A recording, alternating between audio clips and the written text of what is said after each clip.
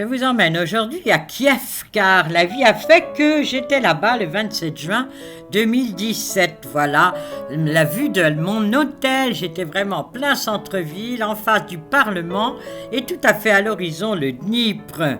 Toujours le Parlement, les belles maisons et ses espaces verts. Voilà la perspective qui permet d'aller vers le Dniepr, où je suis allé faire un tour en bateau, ça c'est irrésistible. La ville s'étend des deux côtés de cet énorme fleuve qui se jette dans la mer Noire et qui est à l'origine de la fondation de Kiev, car c'était la voie évidente entre toute la Scandinavie et ses fourrures et Constantinople, la mer Noire et Constantinople. Au 7e, 6e, 7e siècle, regardez le développement de la ville d'un côté et de l'autre, ce sont les monastères, de ce qu'on verra tout à l'heure. Voilà la place de l'Indépendance qui s'est appelée place Royale, place de la Révolution.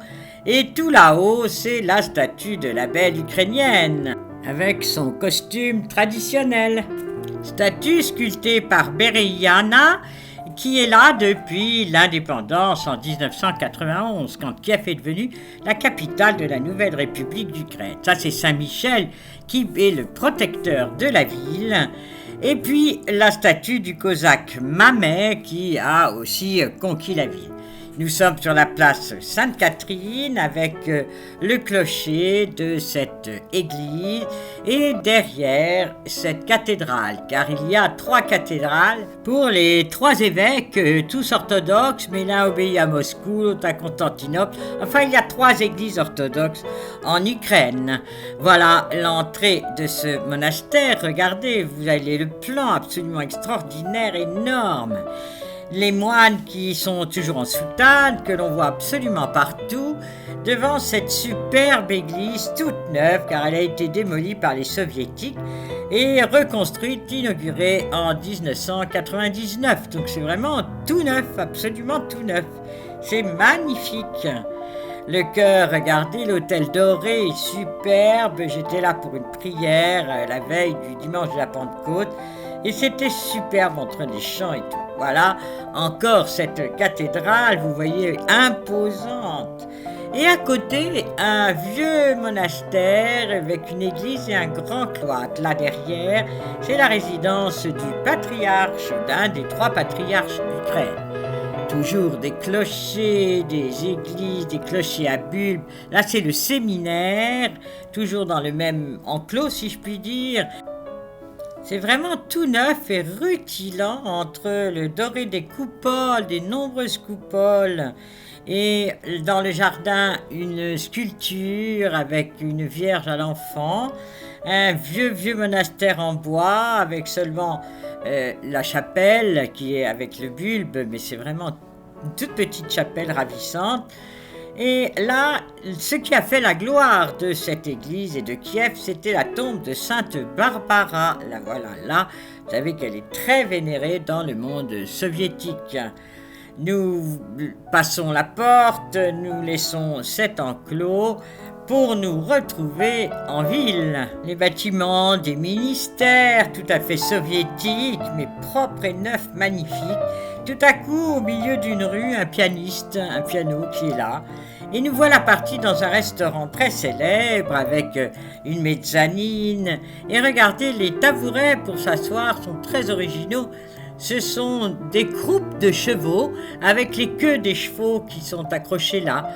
Un joli portrait de la dame à l'hermine.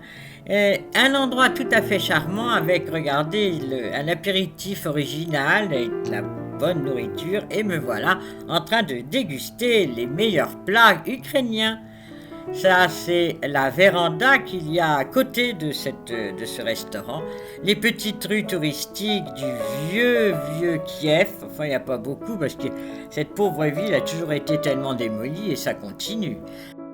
Les Mongols en 1240, puis les Tatars, puis à nouveau les Mongols, puis les Russes, puis les Allemands en 1914. Enfin, cette ville a été régulièrement détruite et reconstruite. Et bravo, quel courage! Voilà, toujours ces petites rues avec les attrapes touristes, une vieille maison en bois conservée au milieu de ce quartier. une façade de maison bien décorée, tout à fait jolie. Les motifs typiques de l'art populaire ukrainien et au détour d'une rue, ces maisons d'apparatchiks des anciens soviétiques. Regardez, puis une autre encore plus imposante qui rappelle le temps de l'occupation soviétique. Nous voilà partis de l'autre côté du Dniepr pour découvrir l'ensemble des monastères que l'on appelle les Laures des Grottes. C'était fondé en 1051 par des moines du mont Athos. Et dans les grottes, donc, catacombes si l'on peut dire, vécut Saint Antoine et Saint Théodose, voilà leur tombe là. Mais autour se sont construits énormément de merveilles, dont celle-là, la cathédrale de la Dormition. Comme nous sommes le jour de la Pentecôte, il y a un monde fou, regardez, et la cérémonie, la liturgie a lieu dehors. Voilà cette énorme cathédrale Sainte-Sophie, construite entre 1017 et 1036, avec 13 dômes en forme de bulbe. Mais elle fut démolie, redémolie et reconstruite toute neuve. Voilà d'autres monastères autour de Sainte-Sophie. Et ici, vous avez un séminaire. Là, regardez la vue de l'ensemble de cette Laure des Grottes. C'est impressionnant. Énormément d'espace vert. Il faut dire que Kiev est une ville qui a plus de 30% d'espace vert. C'est extraordinaire. Voilà un autre monastère. Voyez le moine devant moi, là, qui est en train de traverser, d'aller vers son monastère, je pense.